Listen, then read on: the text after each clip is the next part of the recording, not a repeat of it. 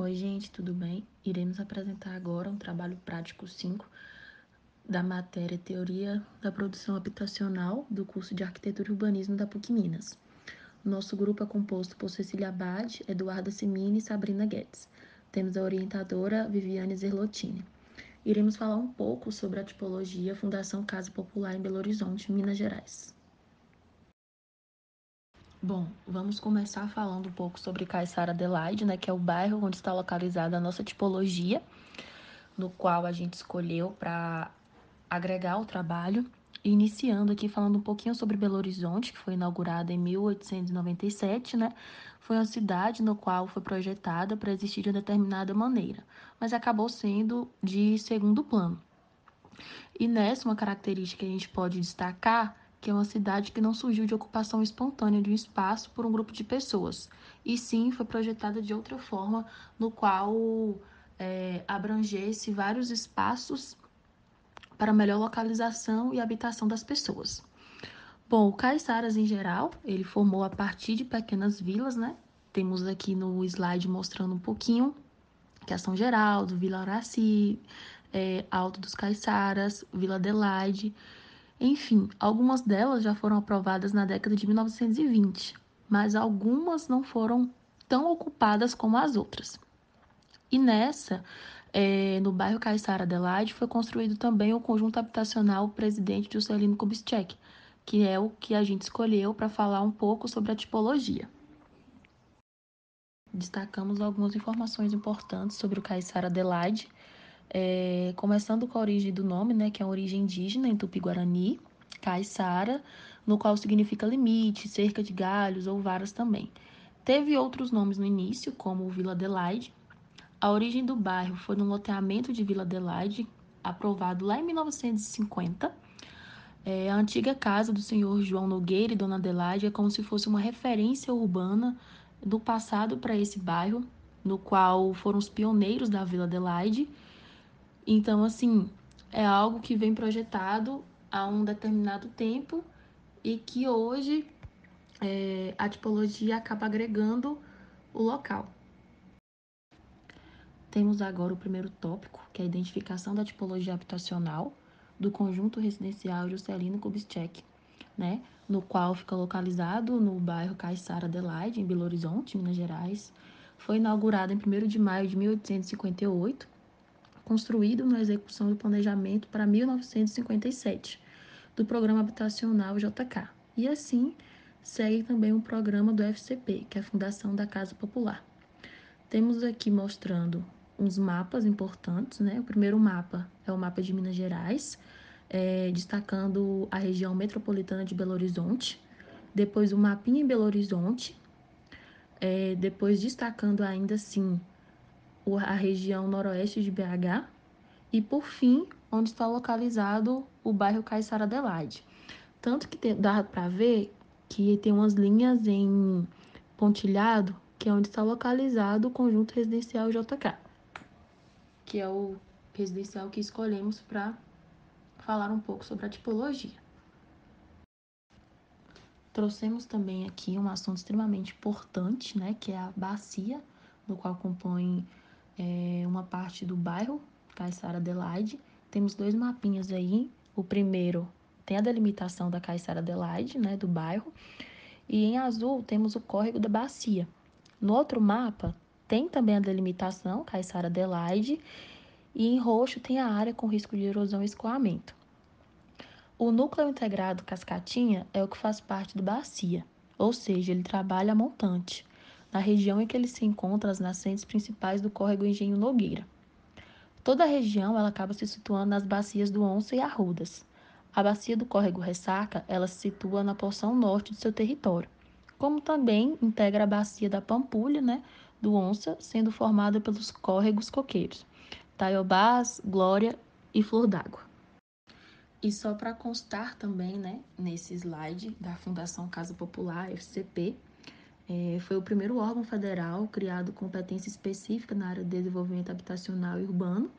A criação foi no ano de 1946 e a extinção em 1964. Uma de suas características importantes, são casas geminadas, dentre outras. Casa unifamiliar, construção na horizontal, não existe diversidade. Algumas utilizam técnicas construtivas, tanto convencionais como baratas, né? No qual o projeto acaba reproduzindo soluções habitacionais mais simplificadas e alguns núcleos habitacionais implantados também nas extensões periféricas. Fizemos essa linha do tempo para mostrar brevemente a evolução das leis habitacionais aqui no Brasil. Em 1850, teve-se a Lei de Terras. Em 1930, fim da República Velha e início da Era Vargas.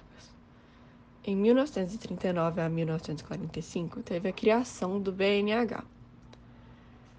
Em 1946 a 1964, teve a fundação da Casa Popular. 1958, inauguração do Conjunto Residencial JK. 1924 a 1985, teve a ditadura militar aqui no Brasil. Em 2007, teve a implementação do PAC, de urbanização de assentamentos precários. E em 2009, é implementado o Minha Casa, Minha Vida. Nesse infográfico, é possível perceber como funciona a indústria da produção habitacional. O grande carregado seria o governo. O Estado incentiva. Desse modo, existem dois caminhos para se realizar o planejamento habitacional, que seria incentivando bancos e investidores imobiliários. Os bancos emprestam dinheiro para os consumidores comprarem imóveis na cidade. Já os investidores imobiliários possuem dois caminhos. O primeiro caminho seria contato com os investidores imobiliários com um técnico de construção ou um construtor.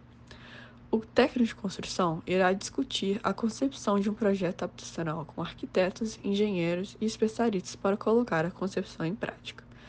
E o segundo caminho seria o contato do investidor imobiliário com o construtor. O construtor, junto com sua equipe, irá desenvolver e tornar realidade o projeto habitacional. Nesse slide aqui, a gente tem um informativo da inserção urbana do bairro, né?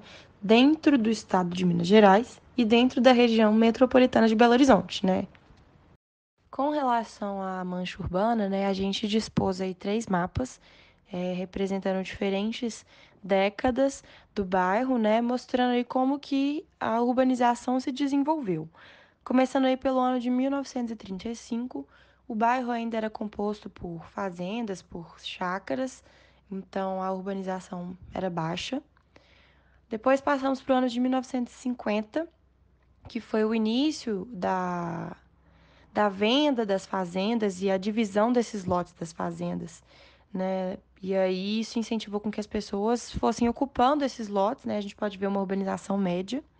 E no ano de 1977, que a gente pode perceber que está praticamente completa a urbanização no bairro, devido à criação do acesso da Avenida Pedro II, né? Então, o que a gente pode concluir com isso? A urbanização ela ocorre por questões de facilitadores, né, para desenvolver aquela terra, ou seja, né, a divisão de lotes foi o primeiro facilitador que influenciou as pessoas a irem lá e ocuparem esse espaço. E o segundo facilitador que concluiu essa etapa de urbanização foi a criação de acessos, como a Avenida Pedro II.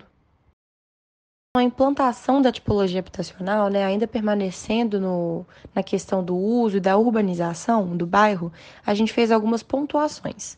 A primeira delas é que o bairro Caiçara, ele é um bairro de uso misto, né, tanto residencial quanto comercial, mas que as suas construções elas são majoritariamente residenciais. Existe poucas áreas verdes e espaço de convivência no bairro. As ruas Perdizes é onde fica localizado o conjunto residencial Juscelino Kubitschek, que estamos abordando aqui no trabalho. E as habitações de Fundação de Casa Popular Brasileira, elas possuem o mesmo estilo de fachada e a maioria delas são germinadas. A unidade habitacional que escolhemos se localiza no Caiçara Adelaide, em Belo Horizonte, Minas Gerais. O tipo de construção dela é residencial. Ela foi construída no ano de 1997 e possui uma área construída de 53 metros quadrados. Como podemos ver, ela não possui um bom estado de preservação. Podemos ver desgastes na parede e uma espécie de lodo na frente. Ela é geminada e foi feita em um bom uso do lote, tendo uma boa distribuição de cômodos.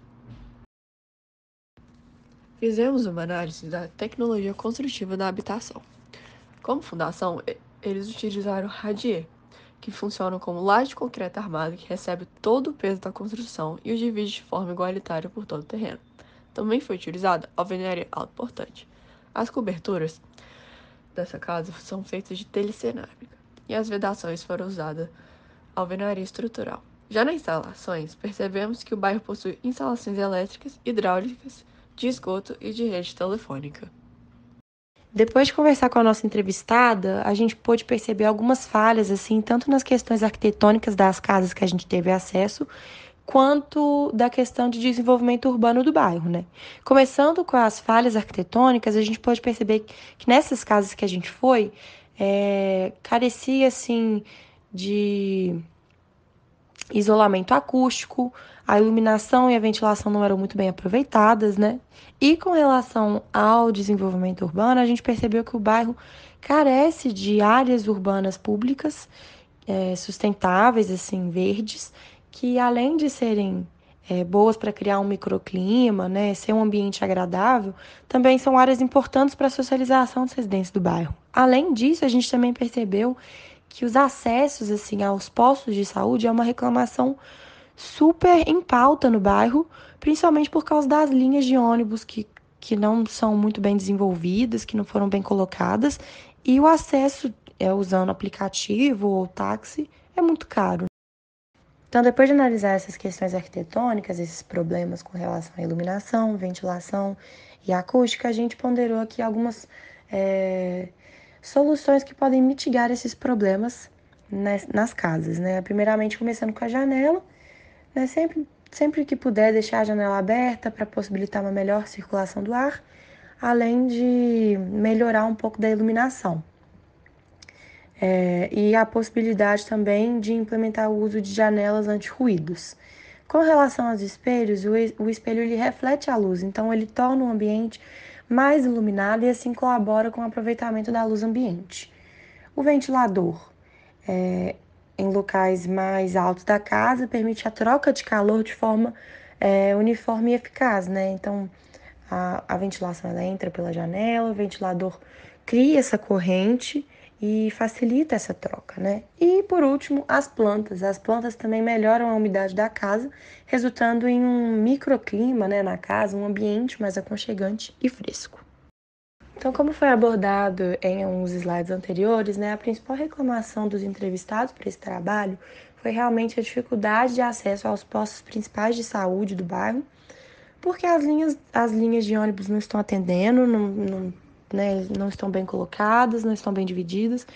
E a consideração assim, de acesso a esses postos de saúde ou a outras necessidades das pessoas do bairro com aplicativo ou com táxi é inviável por causa dos altos preços. Então, o que o grupo sugere para esses moradores? Primeiramente, que a organização do bairro escolha um representante bem ativo que possa realmente representar esse direito dessas pessoas ao acesso e entrar em contato incisivamente com a ouvidoria da Prefeitura de Belo Horizonte, já que o problema é de âmbito municipal, e entrar em contato, assim, principalmente com as secretarias da Prefeitura, né, que possuem essa competência de analisar esse caso, como a Secretaria Municipal de Planejamento, Orçamento e Gestão, a Secretaria Municipal de Obras e Infraestrutura e a BH Trans, para análise do caso sobre a ótica da acessibilidade através das linhas de ônibus, e também entrar em contato com a Secretaria Municipal de Saúde para solicitação de novos postos de saúde em áreas mais acessíveis e estratégicas do bairro.